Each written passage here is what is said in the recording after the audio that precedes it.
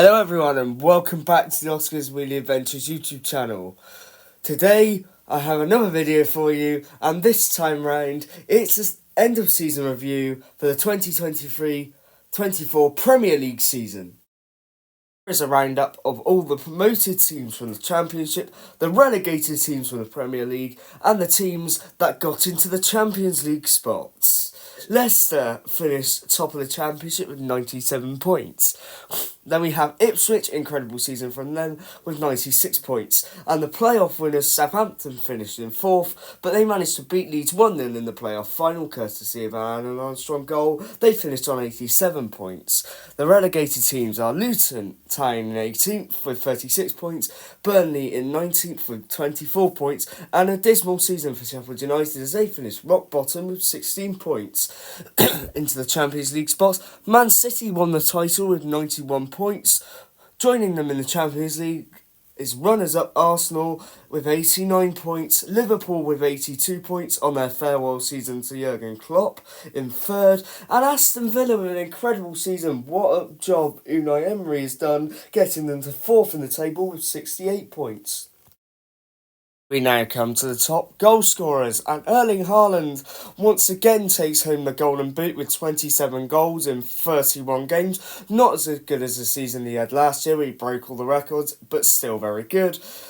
Cole Palmer, in a struggling Chelsea side, has scored 22 goals in 34 matches. We'll talk about him more later.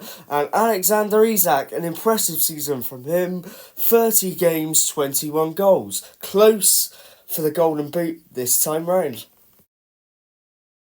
And now we come to the most assist charts, and Ollie Watkins tops this metric with 13 assists in 37 games. He is also the 4th top goal scorer in the league, so he goes home with a phenomenal overall goal contribution tally. In second we have Cole Palmer with 11 assists in 34 games, a very impressive overall goal contribution season for him.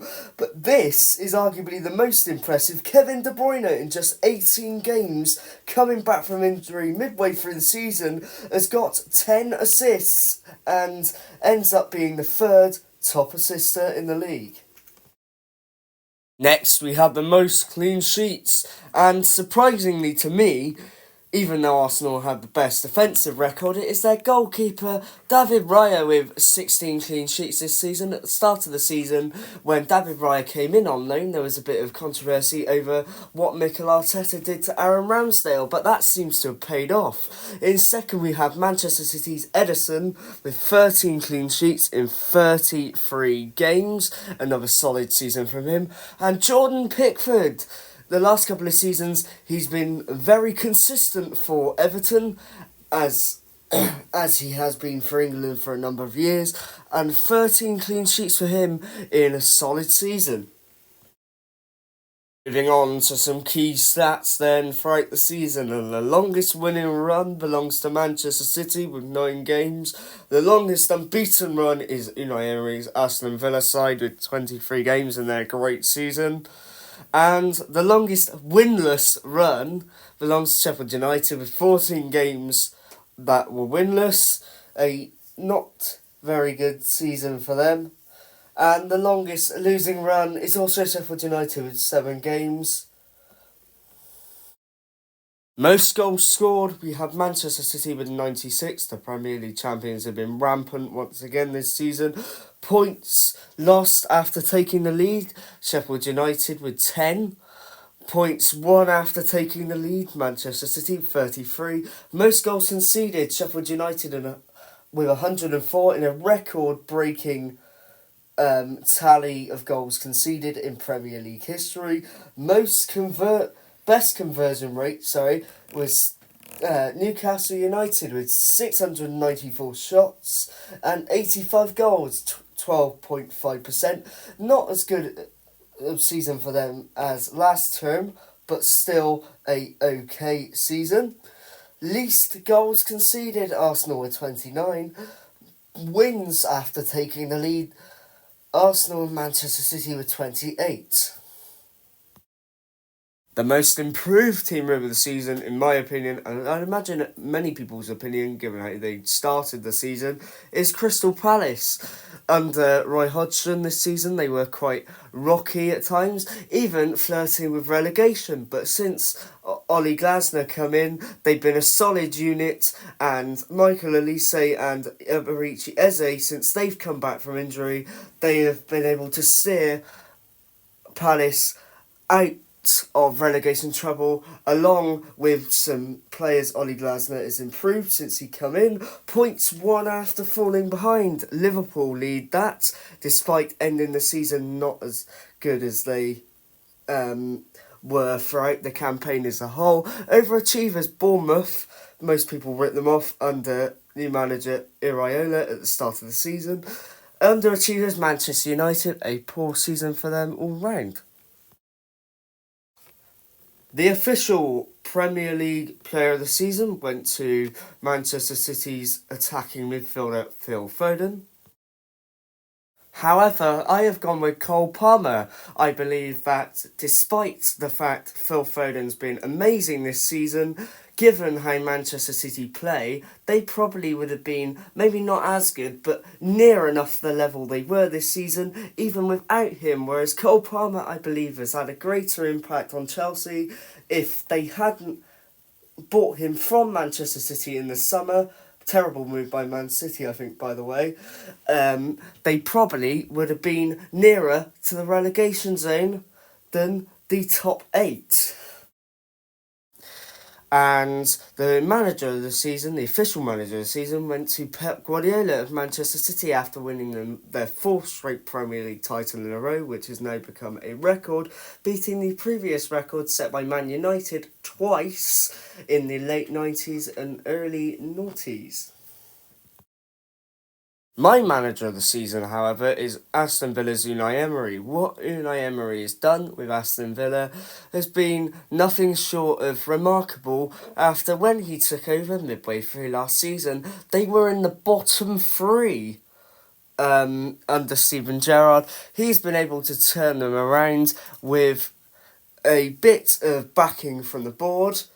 He has been able to steer Aston Villa not just into mid-table and safe from the relegation zone, but into that Champions League spots, which Villa have into those Champions League spots, which Villa haven't been in the Champions League for a number of years now. Here is now the penultimate section of this video, the table, and I will pick out a few highlights. We have Nottingham Forest finishing in 17th after getting rid of Steve Cooper midway through the season and bringing in Nuno, the former Wolves manager. It's nice to see my granddad's team do well. They finished on 32 points, just avoiding relegation, although I did think they'd do a little better this season. I had them finishing higher in my pre-season predictions. Now, West Ham and Liverpool will say goodbye to their managers Jurgen Klopp and David Moyes respectively, with a 3rd place finish for Liverpool and a 9th place finish for West Ham. Luton gave a really good crack of it this season with some really smart signings, but they will go down back into the Championship with their heads held high. And Everton, despite the fact they had a points deduction like Nottingham Forest, it is worth saying, they survived, and if they hadn't had that points deduction, they would have been in mid-table. Man United will play in Europe next season, despite having a bitterly disappointing season in 8th place. They kicked Newcastle out of Europe, out of the Conference League, in fact, as they finish 8th and win the FA Cup, which means they will go into the Europa League next season, with Chelsea dropping down to the Conference League. And here is the funnest part of the video, in my opinion. My personal team of the season. I guess if EA Sports can do it, so can I.